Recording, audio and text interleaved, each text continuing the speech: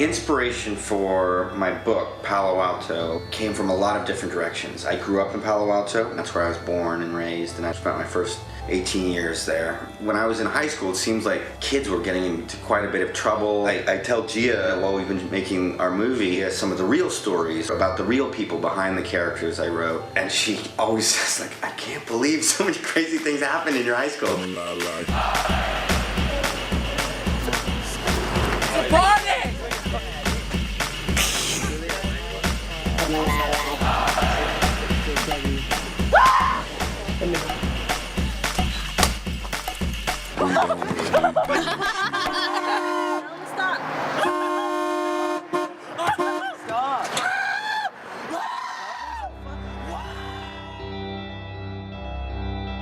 I always had a hard time in high school, and so when I graduated college, I was kind of reflecting on that period in my life. And when James gave me his stories, I hadn't really seen anything that articulated that emotion, those growing pains when you're that age. It really resonated with me, and I related to it. Teenagers, I think, are great subjects for art because it is such a raw period. It is a period where so many things are new, feelings are on the surface more, where identity is being created. Every little act seems like the end of the world. And so you can just write and talk about feelings in ways that are more accessible. I felt like, there's a lot of movies today about teenagers but don't show the emotional complexity of that age group. And there were movies like American Graffiti or Diner, Last Picture Show, and Rumblefish and Virgin Suicides that I love so much, but just they haven't really been around in a while. So I was really excited by this chance.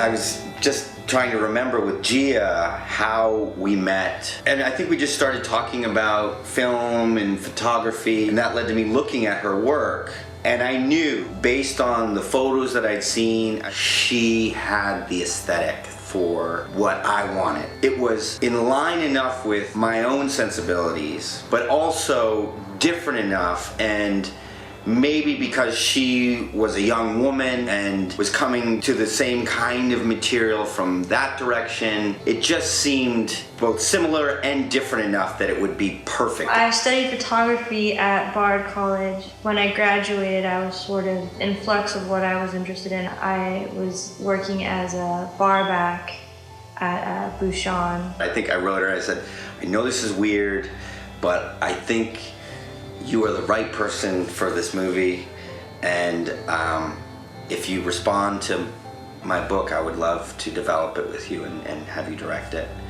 Well, he was really adamant that it was low budget so that we can kind of just not have to rely on anyone else for funding, and we could have total control of this movie, and it's through his production company. I was sold, and I said, okay, now we need to get the money, and I think it was a little difficult because Gia wanted to use a lot of unknowns, and they were young, and the movie's, fairly dark, but I told her to hold on. You're so emotionally involved, and your heart becomes so much in it that when we couldn't get financing and things kept falling apart, someone described it as like being in love with someone who doesn't love you back. Tokyo Borderless TV.